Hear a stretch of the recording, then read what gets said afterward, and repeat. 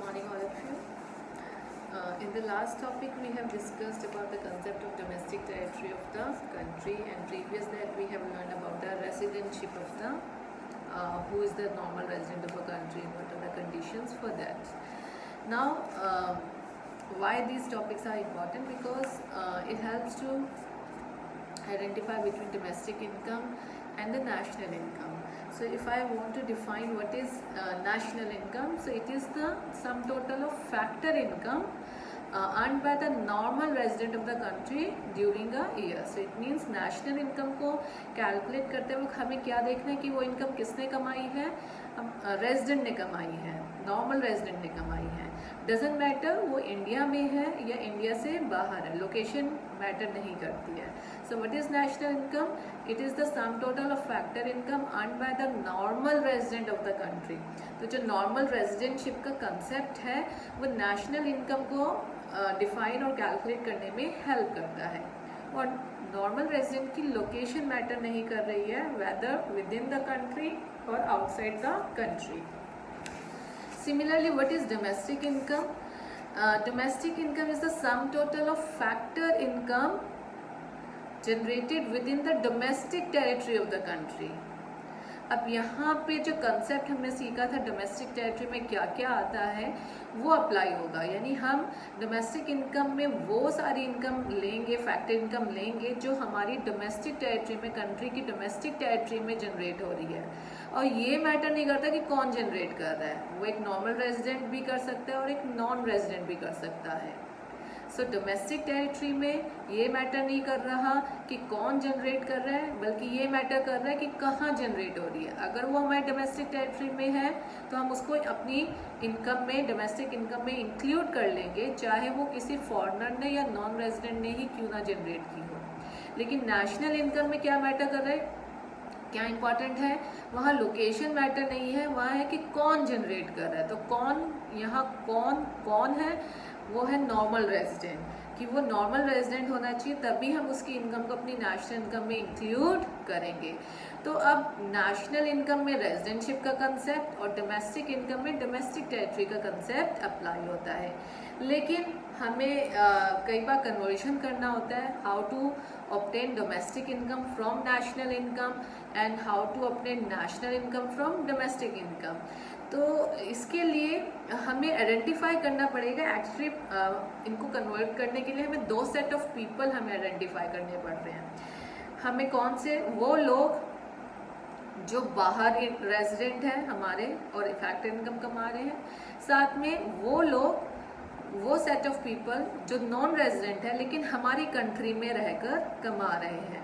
तो जब हम इनको आइडेंटिफाई कर लेते हैं तो हमारे पास एक कंसेप्ट आ जाता है, that is called net factor income from abroad. यानी डोमेस्टिक इनकम और नेशनल इनकम को कन्वर्ट करने में सबसे इम्पॉर्टेंट हमारा कंसेप्ट है NFIA. Short form is NFIA, net factor income from abroad.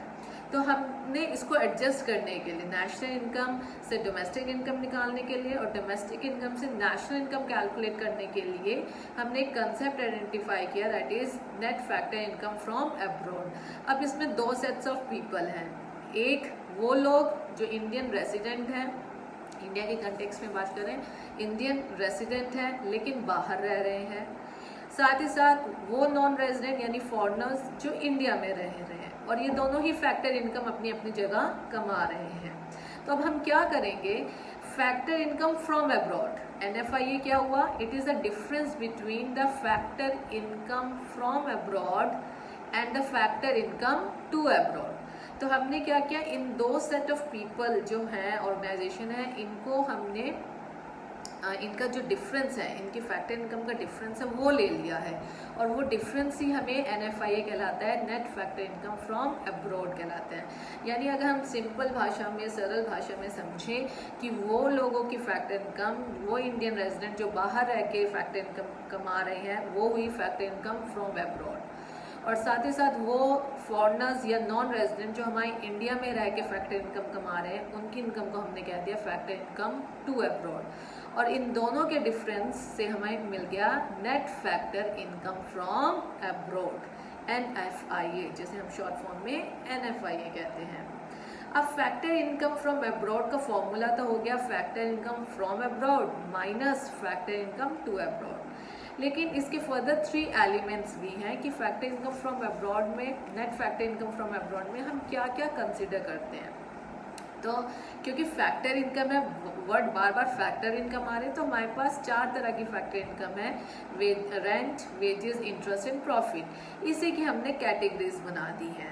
पहला है net compensation of employees from abroad.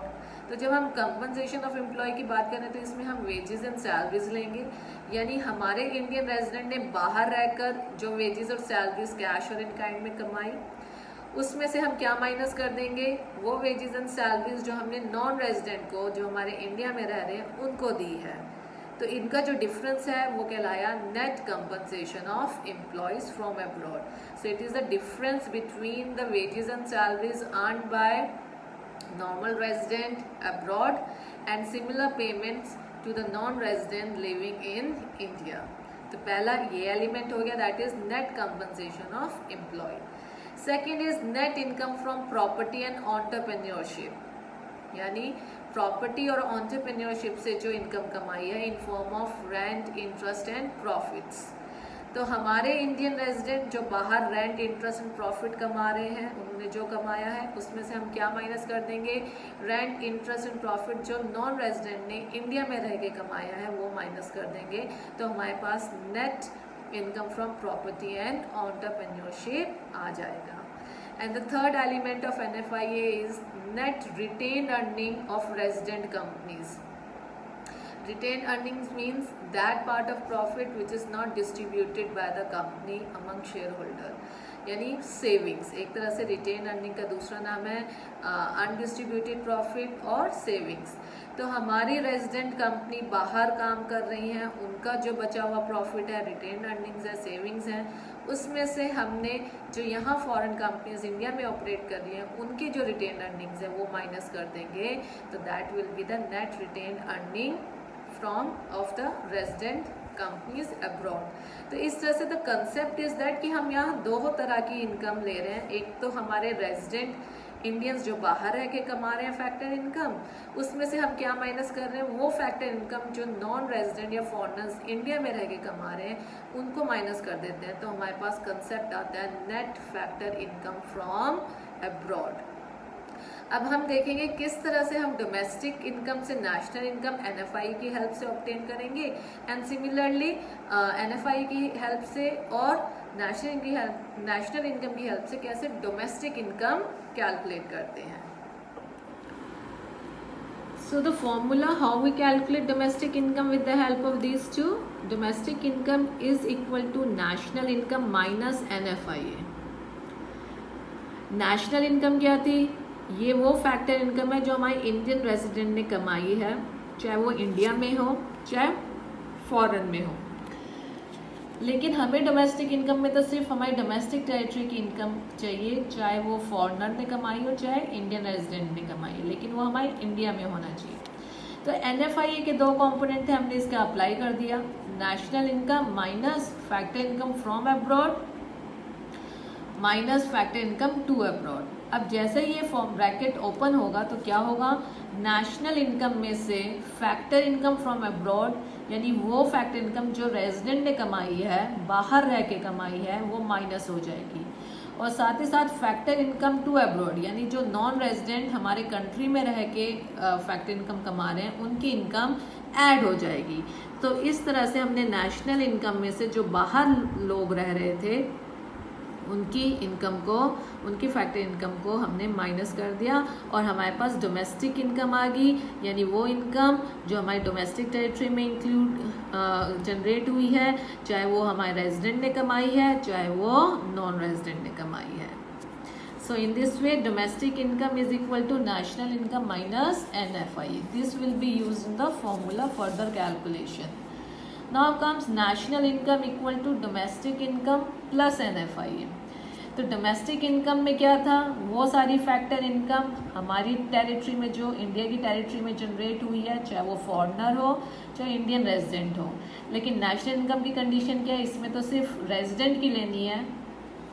तो हम फिर से प्लस NFIA करते हैं। अब जैसे हम NFIA फर्दर ओपन करते हैं, इसका फॉर्मूला लगाते हैं factor income from abroad minus factor income to abroad, तो होगा क्या, domestic income plus factor income from abroad, यानी फैक्टर इनकम फ्रॉम अब्रॉड, जो रेजिडेंट हमारे बाहर रह रहे हैं उनकी इनकम ऐड हो जाएगी, और जो यहाँ नॉन रेजिडेंट रह रहे हैं इंडिया में उनकी फैक्टर इनकम माइनस हो जाएगी।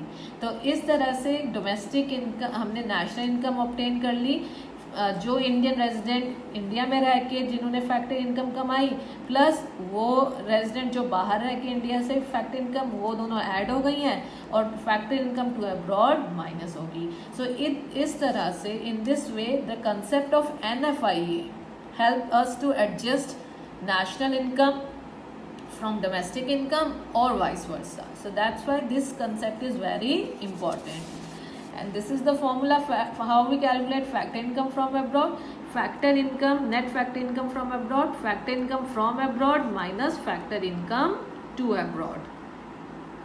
The important thing is that NFIA can be positive, negative and zero.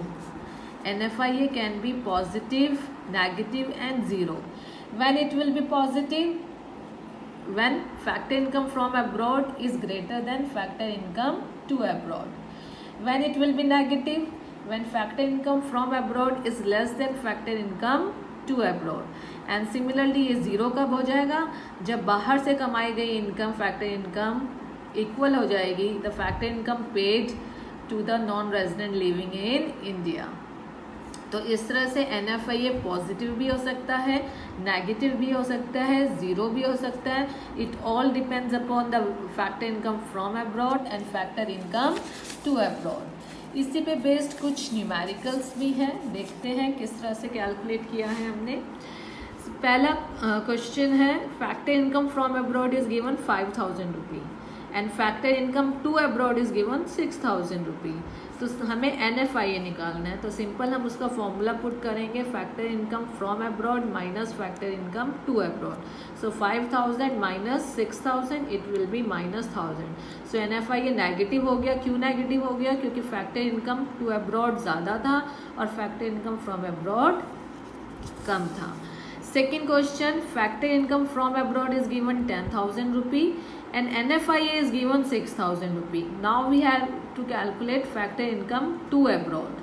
तो अगेन फॉर्मूले में हमने वैल्यूज पुट की, NFIA 6,000, factor income from abroad 10,000 and let we have assumed it as X। तो जब हमने कैलकुलेशन की तो plus 10,000 will be minus 10,000 on that side. So calculation करने पे कितना आया, -4,000 and here is -X, minus will be cancel with the minus. So factor income from abroad is 4,000। Now comes the third interesting question, NFIA is given in negative. पहले question में NFIA positive था, now NFIA is negative, that is deficit of 7,000 and factor income to abroad is 13,000. So what will be the factor income from abroad? Again जब हम values put करेंगे -7,000 equal to X minus 13,000, तो हमारे पास क्या calculation करके आएगा, 6,000 रुपी। So in this way we can calculate either of the part, factor income from abroad or factor income to abroad or NFIA if values are given, and these will be used further in the national income numerical, and we will be discussing these in the near future. आज के lecture में हमने net factor income abroad को बहुत अच्छे से पढ़ा है, उसके 3 कंपोनेंट्स, उसका फॉर्मूला, उसकी meaning, it can be positive, negative and zero, when it will be positive, negative and zero, and the most important in our domestic income equal to national income minus NFIA and national income equal to domestic income plus NFIA। ये concept आगे भी further use होगा हमारे जब हम numericals करेंगे। So I hope this video will help you to understand the concept of NFIA, and I will share the link of the quiz on this topic in the description box of this video. Kindly like the video, share it and subscribe it. Thank you.